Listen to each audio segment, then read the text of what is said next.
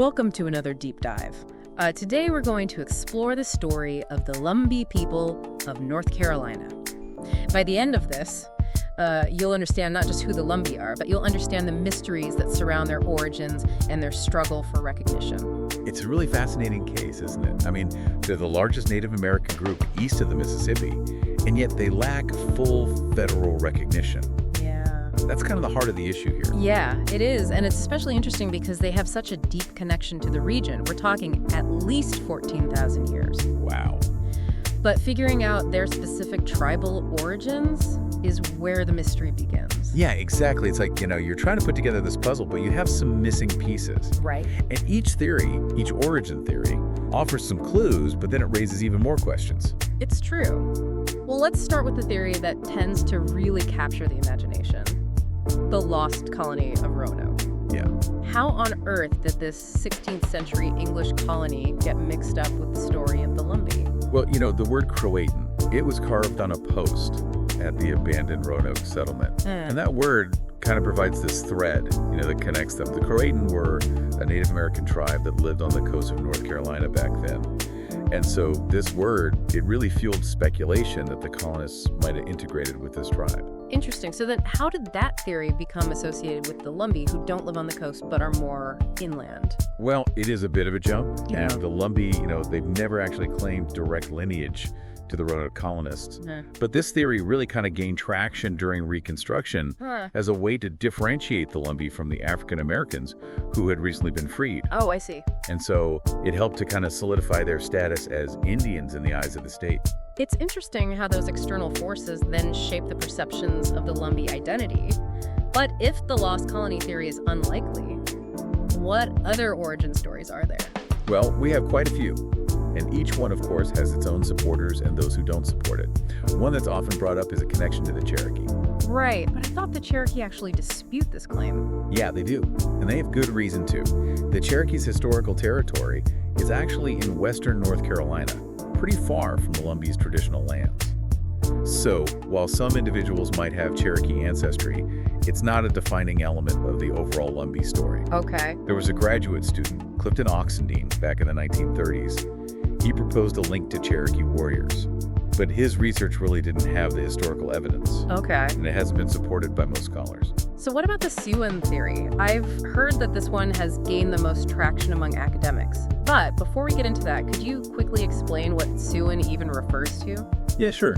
So Siouan refers to a big, diverse language family that was once spread across North America. A lot of tribes in the southeast, like the Catawba, the Cherokee, the Kiowa, they spoke Siouan languages. And it's this connection to the Cherokee and the Kiowa that's central to this theory of Lumbee origins. Okay, that's helpful context. What's the evidence that links these specific tribes to the Lumbee? Well, there was an anthropologist named John Swanton. He specialized in southeastern tribes, and he did research in the early 20th century. Okay. That pointed to the presence of the Cherokee and the Kiowa in the region where the Lumbee live. And he also found distinct cultural practices among the Lumbee, like things that set them apart from the tribes around them. And this suggested a unique blend of influences. So we're looking at maybe remnants of these Siouan-speaking tribes displaced by, European colonization who sought refuge in the Lumber River area and over time formed the Lumbee community. Yeah, that's the essence of the theory. But of course, there are complexities. I mean, we're talking about events that happened centuries ago. Putting together the historical record is it's like trying to put together a puzzle where the pieces are faded and fragmented. Yeah, that makes sense. And then there's the question of genetic testing. Has that provided any sort of definitive answer to the Lumbee origin puzzle? Well, it's a really tricky area. Some Lumbee people have turned to DNA testing, hoping to find that concrete proof of their Native American ancestry. I imagine those results are mixed. They are. Some tests do show Native American ancestry, but they don't always pinpoint specific tribal affiliations. Right. And part of the reason for that is the DNA of those Siouan-speaking tribes, the ones that are believed to be Lumbee ancestors, it's not readily available for comparison. Okay. It's just not there. Yeah, that makes sense. And as you said earlier, identity is much more than just genetics. Oh, absolutely. The Lumbee have a unique culture, history, and a community that goes beyond anything a DNA test can tell us. You're absolutely right. And their story really forces us to consider the limits of using genetics as the only way to determine identity, especially when you're talking about communities that have such complex and often undocumented histories. So it seems like the Lumbee have constantly had to fight for their identity, even with, inconclusive evidence. Yeah. Speaking of fighting, I'd love to learn more about this Henry Berry Lowry. He's quite a legendary figure, right? He really is. His story, embodies that Lumbee spirit, that resilience. During the Civil War and Reconstruction, which was obviously a really tumultuous time, Lowry and his band, they took a stand against injustice. They were fighting against oppression, they were defending their community, and they carved out their own space in the swamps of Robeson County. And they used those swamps to their advantage, didn't they? Absolutely. It wasn't just about hiding, it was strategic. Oh, yeah. They knew those swamps like the back of their hands. All those waterways, the dense vegetation, it gave them a real edge over anyone trying to control them. It was their refuge, but it was also their base of operations. And from there, they conducted these raids, against wealthy landowners, and they became these symbols of resistance. You got it. It's almost like a Robin Hood story, set in the American South. Right.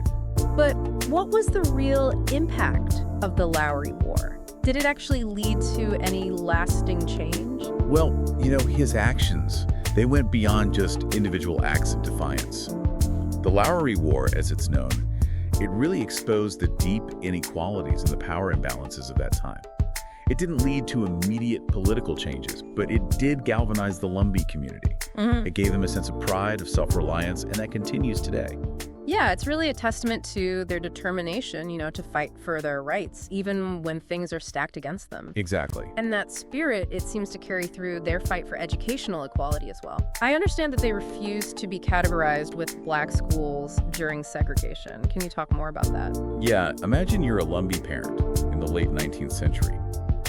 The state's enforcing this segregated education system. White students, black students, separate.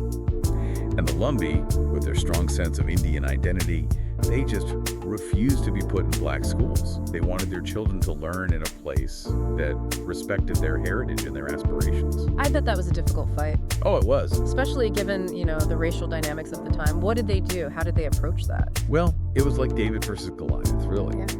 But the Lumbee were persistent. They organized, they petitioned, they lobbied for the right to establish their own schools. And you know what? Their determination, it paid off. They eventually created a separate school system for Lumbee children. It was a hard-won victory, but a victory nonetheless. And that paved the way for UNC Pembroke, right? Absolutely. A university that stands as a symbol of, their perseverance and is a source of pride for the Lumbee people. Yeah, it's a combination of that long fight for educational justice. It shows their commitment to education as a way to empower themselves. And it's a testament to their ability to overcome, whatever's thrown at them.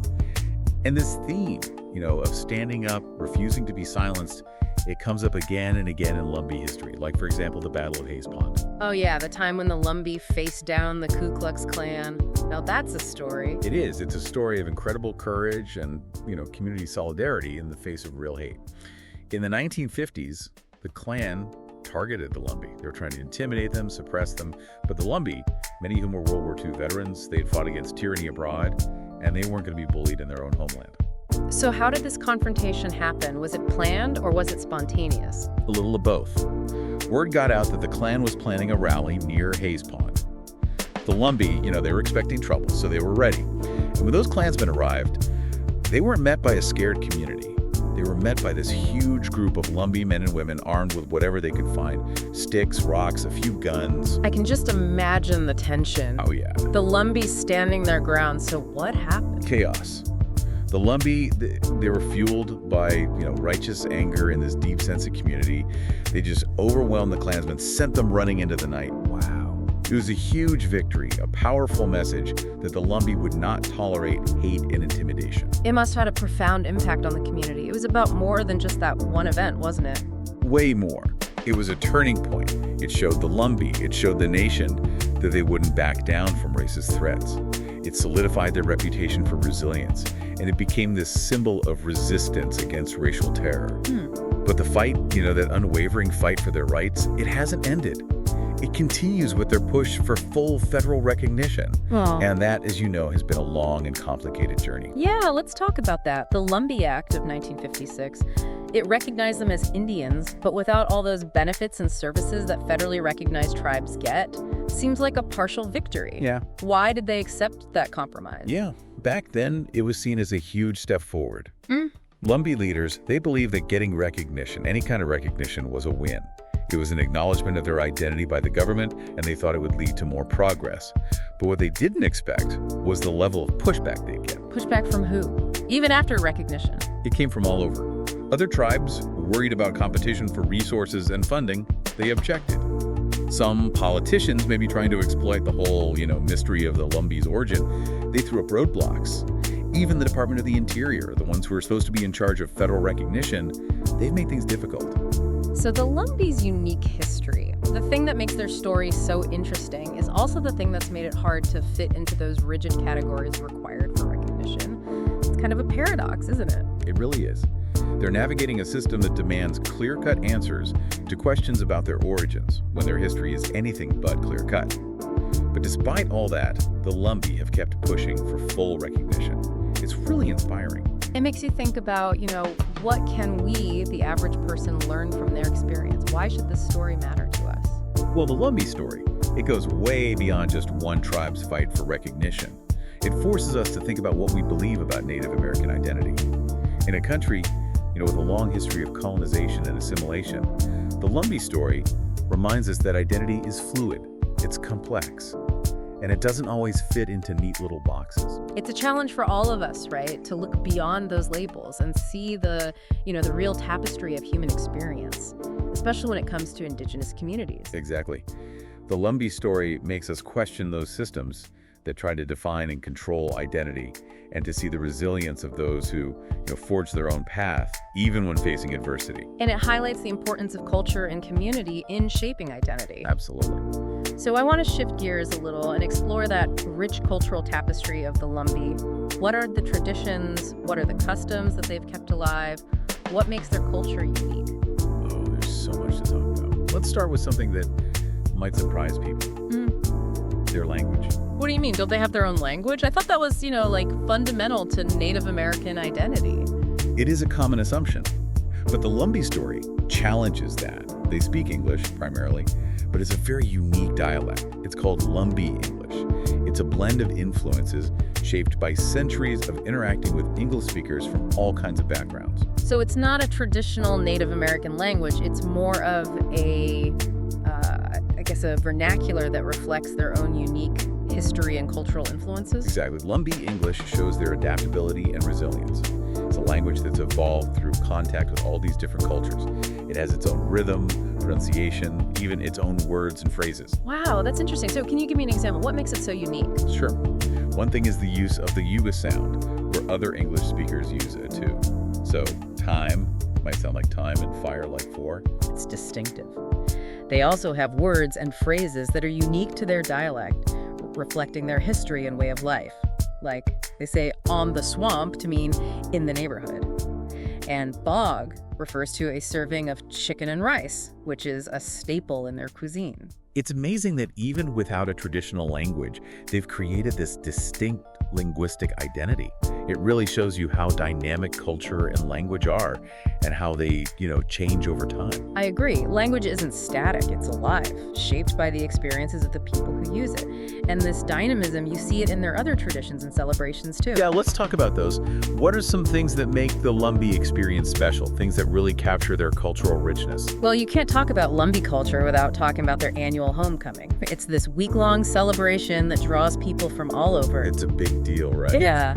A true celebration of their heritage. What actually happens there? Imagine parades, powwows with traditional dancing and music, beauty pageants, all sorts of cultural events that celebrate their history and heritage. It sounds like a really vibrant expression of Lumbee identity, a time for the community to come together. It really is. And it shows you how important community is to the Lumbee. Yeah. And you see that sense of interconnectedness in their religious practices too. You're talking about the role of the Protestant churches. Yeah, they're not just places of worship. They're community centers, support systems, hubs for social life. That strong sense of faith and community has helped them through a lot. And are there any other traditions or art forms that are uniquely Lumbee? Oh, plenty. Oh. One that comes to mind is Lumbee patchwork. It's visually stunning. It's really gained recognition for its intricate designs. What makes it unique? Is there a particular style or technique? It's known for bold geometric designs, often featuring a pine cone motif. And that specific pattern, it was inspired by a quilt made in the late 19th century by Maggie Lowry Locklear. She was Henry Berry Lowry's daughter. Oh, wow. And today, that pine cone patchwork, it represents Lumbee resilience, their artistry, and how traditions are passed down through generations. It's amazing how these traditions connect past and present. Yeah. They weave together the story of the Lumbee. It reminds us that culture is alive. It changes, but also honors those who came before. And that connection to the past, you see it in their food too. Okay, before we wrap up, I have to ask about the food. I'm always curious about different cultures' culinary traditions. What are some must-try dishes that, really capture the Lumbee cuisine? Get ready for some Southern comfort food with a Lumbee twist. I'm ready. What are some of the signature dishes? Well, chicken and pastry is a classic, warm and comforting. And of course, no Southern meal is complete without cornbread. But for something truly unique to the Lumbee, you have to try the collard sandwich. A collard sandwich? That's not something you hear every day. What makes it special? It's a mix of textures and flavors. Imagine crispy fried cornbread with savory collard greens and rich, smoky fatback. Sometimes they top it with chow chow, a tangy relish. It sounds delicious and very Lumbee. It is. It shows their resourcefulness and their ability to turn simple ingredients into something really special. Yeah, it's a reminder that food is more than just sustenance. It's an expression of culture and history and community.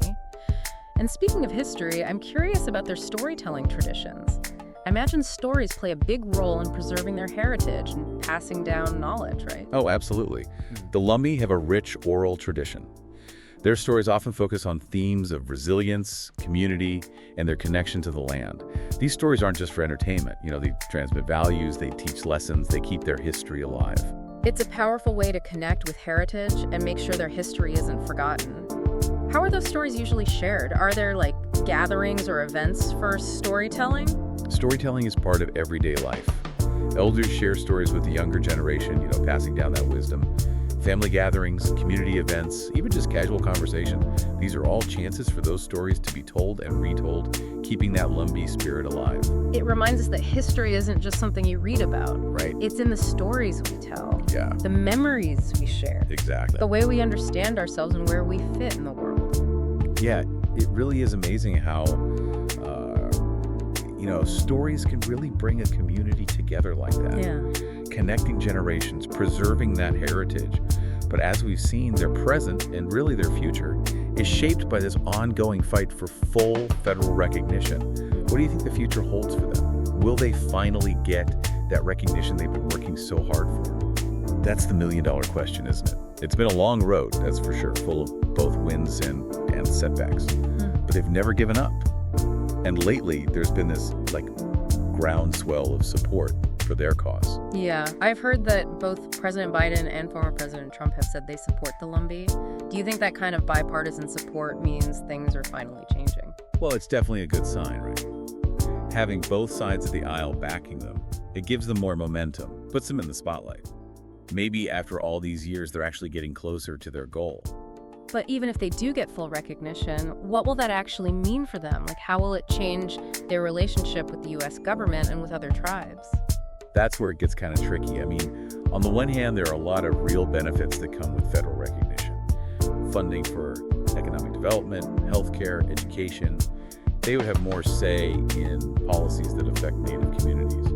And maybe most importantly, it would be this official acknowledgement of their history and their identity by the government. That all sounds good, but I imagine there might be some challenges too, right? Are there downsides they need to think about? There always are, aren't there? Recognition could lead to more, scrutiny of their culture, their practices. There might be pressure to, fit into this existing framework of federal recognition, maybe compromise on some traditions.